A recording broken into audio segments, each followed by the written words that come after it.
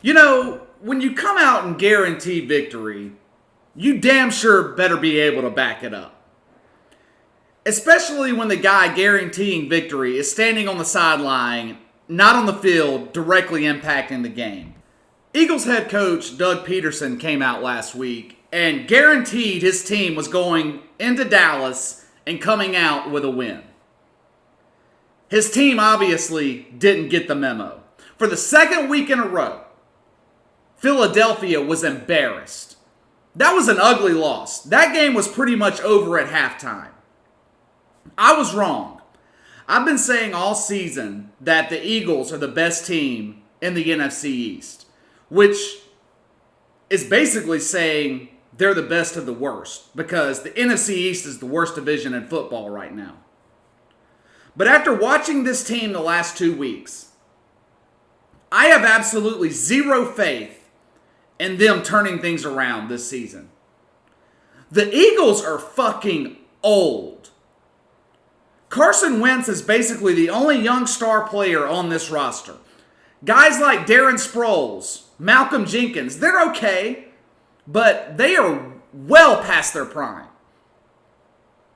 I'm starting to wonder if Philadelphia made a mistake and picked the wrong quarterback. This team was completely different with Nick Foles under center. Yes, Carson Wentz is the better athlete. Yeah, he's younger. He's got more potential. But with Nick Foles, this team was winning. Other than that surprising win at Green Bay a few weeks ago, this team in Philadelphia has looked discombobulated all season. Blown out by Washington in that first half in week 1 before waking up and making a comeback to win. Lost to Atlanta. That loss looks worse every fucking week. Atlanta has one of the worst defenses in the NFL. A defense that hasn't stopped anyone all season. Carson Wentz and the Eagles scored 20 points and turned the ball over 3 times. You blinked Sunday night and the Eagles were already out of that game. Dallas came into week 7 off 3 straight losses. People were beginning to question if Jason Garrett was going to make it through this season. Their defense was lit up by Sam Darnold and the Jets the week before. The fucking Jets, who haven't lit up anybody all season.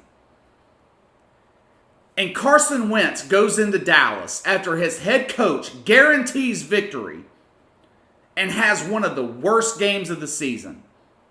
No wonder they're fucking burning his jersey in Philadelphia today. It's not all Wentz's fault. The Eagles' defense has been horrendous. 24th overall. Can't stop the run. Can't stop the pass. They can't stop a goddamn thing. Secondary's terrible. This defense made Dak Prescott look like a superstar Sunday night. That's no easy task. However, this is Carson Wentz's team. This is the way the Eagles and management decided to go when they let go of Nick Foles and went all in on Carson Wentz. As bad as the Philly defense has been, Wentz and the offense haven't been doing them any favors. Going into that game against Dallas, the Cowboys were the only team in the NFL that hadn't started a possession in opponent's territory. It happened on the first 2 drives against Philly. Once again, Carson Wentz is struggling with accuracy. It's a big problem. He's missing open receivers. He has 4 games this season under 60% completion percentage. The game against Detroit, he was at 53%. That is fucking terrible. All season, Wentz and this offense have started slow. Happened against the Redskins. Happened against Minnesota, Atlanta, and again Sunday night in Dallas. For the 6th time this year, Philadelphia has trailed by 10 or more points. You just can't win when you're digging yourself a double-digit deficit early. I'm hesitant at this point to say that Philadelphia is out of it because the NFC East is just so fucking bad. I mean, would somebody please step up in this division and do something? At 3-4, Philadelphia is only one game out of first place. They get the Cowboys later this year. But I don't see how they fix the issues that they have. They have not drafted well the past 5 or 6 years, and it's starting to show. They've got aging veterans, no speed at the wide receiver position since Deshaun Jackson went down. Right now, Wentz wouldn't be able to get him the ball accurately anyway. They've got real problems in Philadelphia. It could be a long last half of the season. All right, behind the line number 16, I'm your host, KC. Follow me on Twitter at KC_BTO84. Hit the like and subscribe button. Make sure you click the bell to receive all notifications from the channel. It was a wild weekend of football, especially in the NFL. The ending of that Chargers-Titans game was fantastic.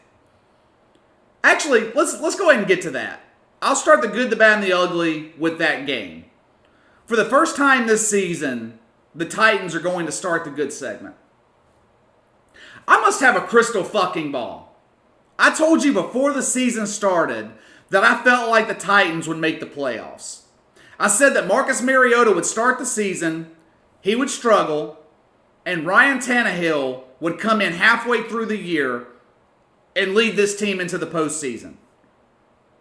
Now, Tennessee's not in the playoff picture yet, but I think it's coming.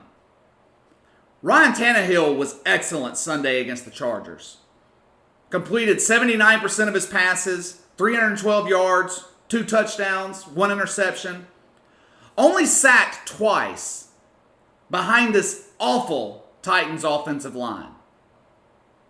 Tennessee finally has a quarterback that can keep them in games. This defense was far too talented to be losing the way they were losing. When you score 0 points against the Denver fucking Broncos, there's a problem at the quarterback position. Before Sunday, the Titans had only scored 20-plus points twice this season. And one of those games was against a bad Atlanta defense. I like this Titans team. I really do. I don't think they win the AFC South because the Colts are absolutely rolling right now. But I do feel like Tennessee will be a wild card team. With the defense that they've got, they can be dangerous on the road in the playoffs. I did have one problem, though. And if Tennessee lost this game, I would have put them in the bad segment because of what I'm about to tell you. The Titans have the ball late in the fourth quarter. There's a little over 2 minutes to go. They're up 23-20. Chargers out of timeouts. Tennessee's got all 3 of theirs. It's 4th and inches at around midfield. And Ryan Tannehill runs a QB sneak up the middle. And they get a tough spot. A real bad spot, in my opinion. Officials didn't give them the first down. Chargers get the ball.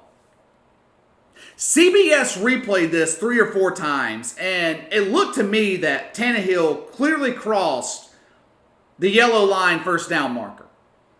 Now, I understand challenging spots like that are difficult because it's really hard to spot the ball. Officials rarely overturn those type of calls. Titans head coach Mike Vrabel decided not to challenge. I was yelling at my fucking TV. I actually took the Titans minus 2.5. Here's the thing. This was a must-win game for Tennessee. You're 2-4. You're at home. You lose this game at home and your season is practically over. Done. Finished. You're not making the playoffs at 2-5. Mike Vrabel has got to fucking challenge that call. You've got nothing to lose. If you win the challenge, game over. You're taking a knee 3 times, it's over with. If you lose the challenge, who fucking cares? You're just down 1 timeout. You still got 2 left and you got the 2-minute warning. You've got to challenge that call if you're Mike Vrabel. If the Titans lose that game, that's what we'd be talking about this morning. Vrabel not challenging that spot. Is it a hard challenge to win? Yeah. Damn near impossible. But it doesn't matter. Your fucking season's on the line. You have nothing to lose by challenging that spot. Other than that, I thought Tennessee played a great game in a must-win situation. Ryan Tannehill coming in, starting for the first time. Offense looked great. They've got a tough schedule ahead of them, but I like this offense under Tannehill, and I think they're only going to get better in Tennessee. All right, next up in the good, the team I predicted would win the Super Bowl this year. A team that has shocked the world the last 5 weeks, my New Orleans Saints. Dominating performance in Chicago. Pick your poison with this team. Offense, defense, special teams. Well, maybe not special teams yesterday, but normally special teams. It doesn't matter. This Saints team can beat you whichever way you want to be beaten. I didn't include it in my NFL plays. I mentioned it towards the end of Saturday's podcast that I like the Saints to win and cover. Every single analyst on TV was picking Chicago in that game. And I understand why. Alvin Kamara was out. Tight end Jared Cook was out. Of course, Drew Brees has been out the past 5 weeks. And yet, the Saints dominated that entire game. First possession, block punt for a safety. Latavius Murray was impressive, I thought, filling in for Alvin Kamara. Over 100 yards rushing. The Saints' offensive line looked like the offensive line that I saw last year. Very few penalties, blocked well. I'm telling you right now, there isn't a team in the NFL that's beating New Orleans. Best team in the league, it's not even close. I almost included this in the bad segment because Mitchell Trubisky and the Bears' offense was unwatchable. At the end of the third quarter, the Saints' defense had held Chicago to 83 total yards. Every drive was a 3-and-out. 2 fumbles in their own territory led to easy points for New Orleans. This is a real problem for Bears head coach Matt Nagy. This offense has been dreadful going back to last season. Fair or not, because he was drafted number 2 ahead of Patrick Mahomes and Deshaun Watson, Mitchell Trubisky is going to get compared to them. The same way that Peyton Manning and Ryan Leaf got compared to each other. It's just going to happen. Both of those guys with Mahomes and Watson are having great success. Trubisky is struggling. Chicago has maybe the best defense in the NFL right now. They gave up 13 points a game before Sunday. Yet they were so worn down by the second half from being on the field so much that Teddy Bridgewater and Latavius Murray basically were doing whatever they wanted. Fans in Chicago were booing the shit out of Mitchell Trubisky and this Bears offense. I mean, they were letting him have it. Rightfully so. I saw some on Twitter, blaming the shoulder injury that Trubisky has. I'm not buying that. It's for one, it's on his non-throwing shoulder. But he was shitty before the injury. He was shitty last season. You put Patrick Mahomes or Deshaun Watson on this Bears team with the defense that they have, and they're a top 2 to 3 team in the NFL. Now, does Trubisky need help from his run game? Yes, I would agree with that. But this guy is one of the most inaccurate passers in the league right now. He was missing wide open receivers yesterday, short throwing passes, overthrowing. I mean, it was pathetic. The NFC North is stacked. And this was a winnable game, I thought, for Chicago. The Bears needed this game after that ugly loss they had in London to Oakland. They were coming off a fucking bye against a banged-up Saints offense. They had 10 points through 3 quarters, and 7 of those came on a 102-yard kick return. This offense scored 3 points through 3 quarters. They didn't start moving the ball until the Saints let up defensively because the game was so far out of reach late in the 4th quarter. By the way, what the fuck was Eli Apple and other starters on the Saints defense doing on the field during the last 2 Chicago drives? Apple was hurt, hyperextended his knee on the last Chicago offensive possession. Game is out of reach.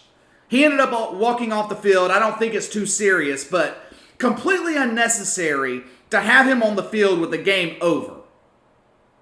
I didn't like that from Dennis Allen and Sean Payton.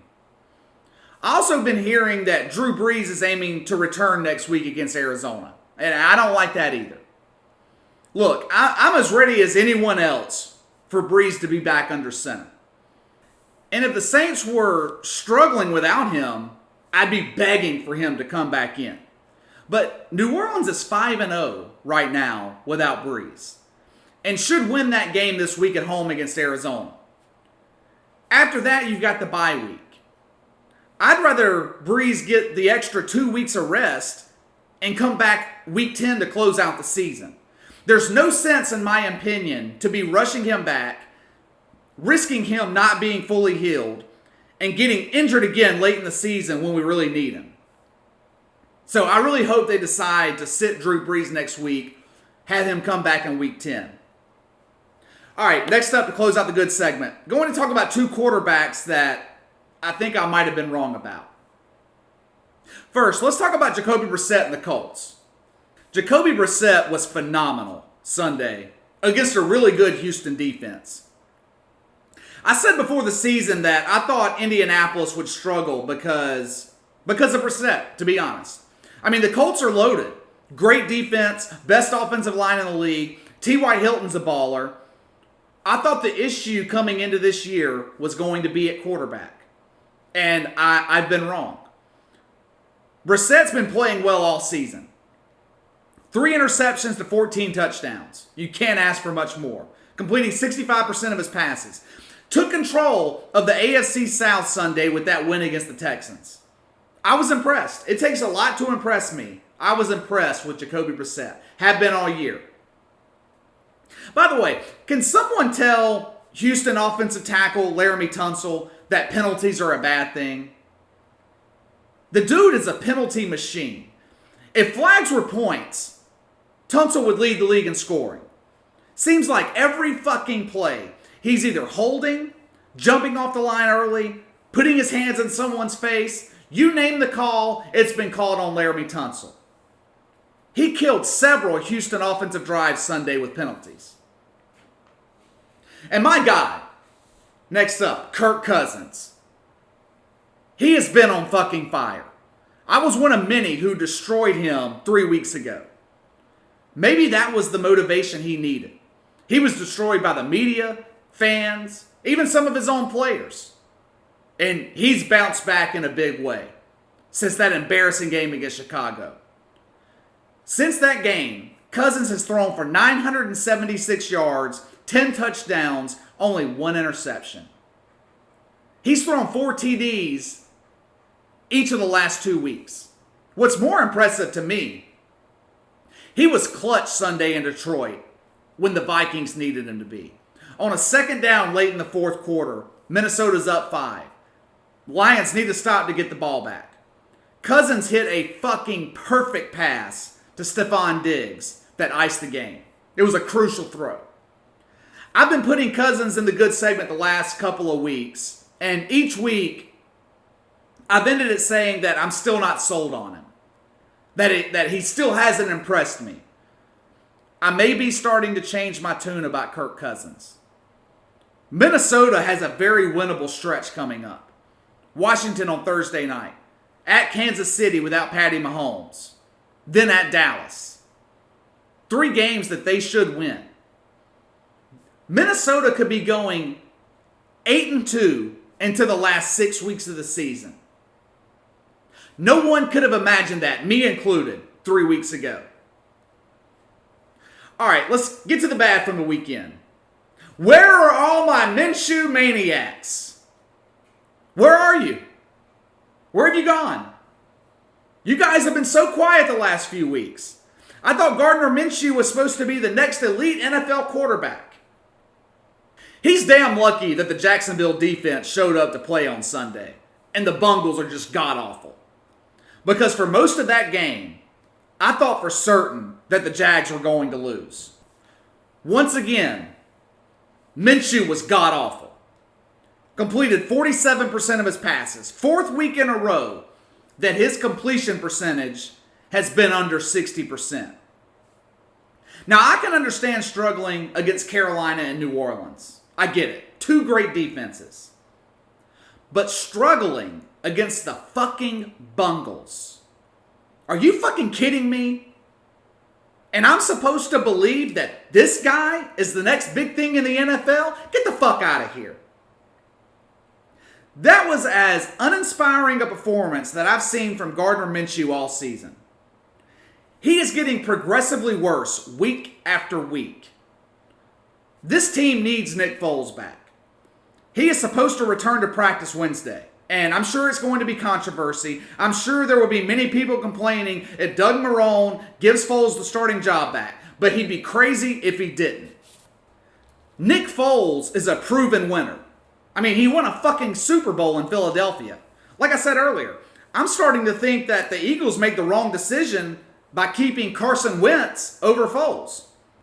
Jacksonville's a talented team. Elite running back. Good wide receiver in DJ Chark. The defense isn't what it used to be, but they're still good enough to keep Jacksonville in games. The Jags have some big games coming up, and they're going to need consistency from their offense, especially at the quarterback position. They're not getting that right now with Gardner Minshew. Next 4 weeks are make or break for the Jacksonville season. 3 of the next 4 games are division games. Go ahead, start Gardner Minshew if you want. You're going to go 1-3. This offense needs Nick Foles. Gardner Minshew isn't going on the road to Indianapolis and Tennessee and winning. By the way, it's time for the Bungals to move on from Andy Dalton. I thought when they fired Marvin Lewis last year that Dalton would go too. But obviously that wasn't the case. But it is beyond time for Andy Dalton's time in Cincinnati to end. I mean, this guy is fucking dreadful. The Bungals have been getting blown out all season. Dalton is 32 years old. He's been starting in Cincinnati since 2011. Been to the playoffs 4 times. 0 wins. The Bungals haven't been to the postseason since 2014. After this season, it's going to be 5 straight years missing the playoffs. I think this season is going to be the last time that we see Andy Dalton as a starting quarterback in the NFL. He's a proven loser. There's going to be several good quarterbacks coming through the draft next year. The Bungals need to take one of them. Cincinnati and Miami are going to be fighting for the number 1 pick. And I think the Bungals at this point will end up with the top pick in the draft. Ryan Fitzpatrick in Miami actually impressed me Sunday in Buffalo. They were in that game. They might squeak out 1 win this season. I don't see the Bungals winning a game all year. All right, moving on. Some coaches in the NFL are really, really good off a bye week. Andy Reid, Bill Belichick, Sean Payton. You don't want your team to be facing them after a bye week. With the extra time to prepare, these guys are dangerous and almost always win after a bye. John Gruden is not one of those guys.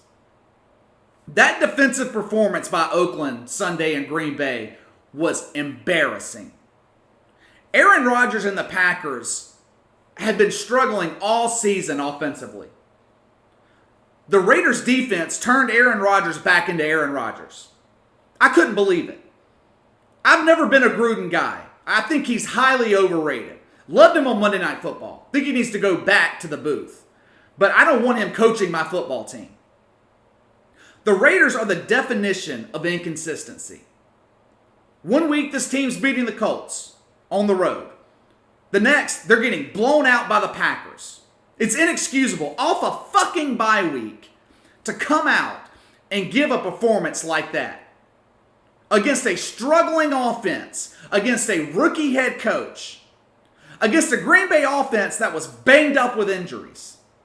You had an extra week to prepare, and you show up and get your ass kicked.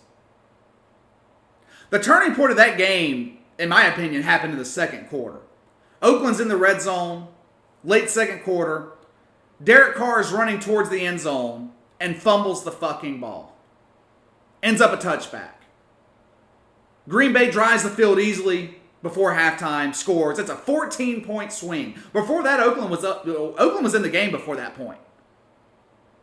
The Raiders were never able to recover. I almost went with Oakland +5 as one of my NFL plays on the podcast, but I decided against it at the last minute. Because this team is like a college team.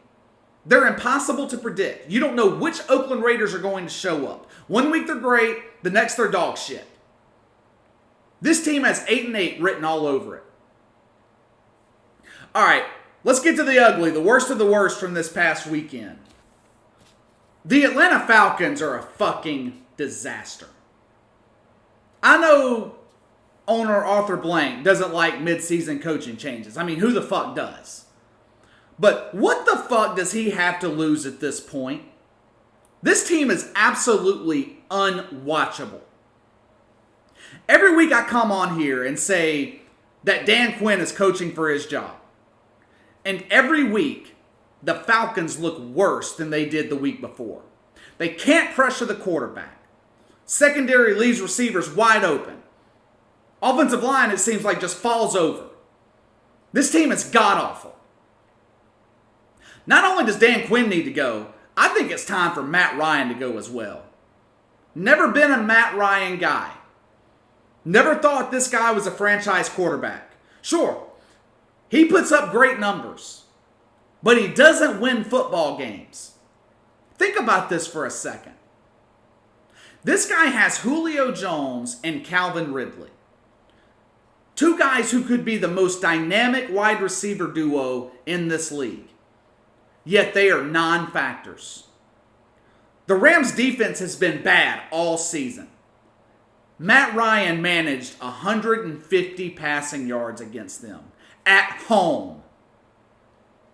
He ended up getting hurt in the fourth quarter, didn't return to the game. Hell, there's not a fucking reason for Matt Ryan to return this season. The Falcons are done.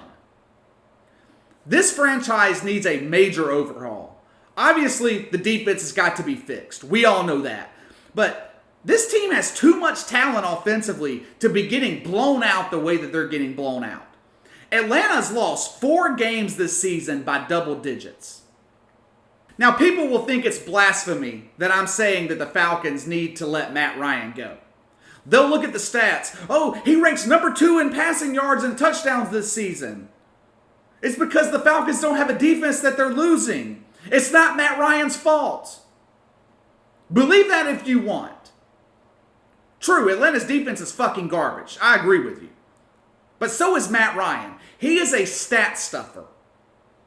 The guy doesn't win games. He choked a 28-3 lead in the fucking Super Bowl. He and this team, in my opinion, have never recovered from that loss. It's time for Atlanta to move on. Like I said earlier, the draft is loaded with good quarterbacks coming out of college this year. Justin Herbert, Jacob Eason, Jalen Hurts, a guy who I had no faith in when he was at Alabama, looks completely different this year with Lincoln Riley in Oklahoma. Matt Ryan's going to be 35 years old going into next season. It's time for Atlanta to blow this thing up. Draft a young quarterback, move towards the future. Matt Ryan's days in Atlanta should be over. All right, last thing I wanted to talk about before I got out of here. I'm starting to think the Seattle Seahawks are fool's gold. I know I've mentioned it a couple of times this year, but I'm really starting to believe it now. I picked them to make the playoffs before the season, and they still may. They're 5-2. They have a good chance. But I'm not impressed with this team. Bad defense, terrible. God, they're terrible on the offensive line. If not for Russell Wilson, this team would be in trouble. We are really starting to see how great Russell Wilson is this season. If you didn't believe it before, you should be a believer now at how elite this guy is. Seattle's now 0-2 this season versus teams with winning records.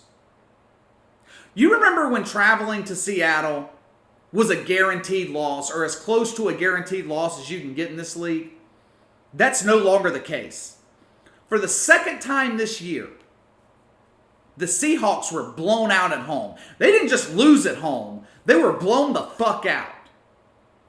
With 2 minutes to go in the fourth quarter, the Ravens defense had outscored the Seattle offense 14-13. And it's not like Baltimore is great defensively. They gave up 40 fucking points to Baker Mayfield and the Cleveland Browns a few weeks ago. Ugliest loss of the year for Pete Carroll and Russell Wilson. I don't know what the fuck is going on with Pete Carroll this year. He's usually a good in-game coach. But this year, he's made some strange decisions. They were tied 13-13 in the third quarter yesterday. 4th and 3 at the Baltimore 36. Instead of going for it with Russell Wilson, he decides to kick a 53-yard field goal in the rain. Of course, it was missed. Ravens turn around, score a touchdown, never gave up the lead. Russell Wilson also had the worst game of the season. A lazy throw that resulted in a pick six, completed less than 50% of his throws. Just a bad day all around for Seattle. But the thing is, I think it's going to get worse before it gets better for the Seahawks. They should be 5-3 right now. Cleveland gave them that win last week. They struggled against the good teams, and they've got a tough stretch the rest of the season. At San Francisco, Minnesota, at the Rams, and at Carolina. San Francisco again. 3 of those teams have good defenses. This offensive line in Seattle is not getting fixed by the trade deadline. They're not fixing the issues with a trade. They're going to struggle the rest of this season. It might be a miracle if Russell Wilson makes it through this season without getting injured. All right, that's all for today. I'll be back Friday morning with news of my college football bets for the weekend. Leave me a comment in the section below. Let me know what you thought about this past weekend. Follow me on Twitter at KC_BTL84. I'll see you guys Friday morning. Have a good week.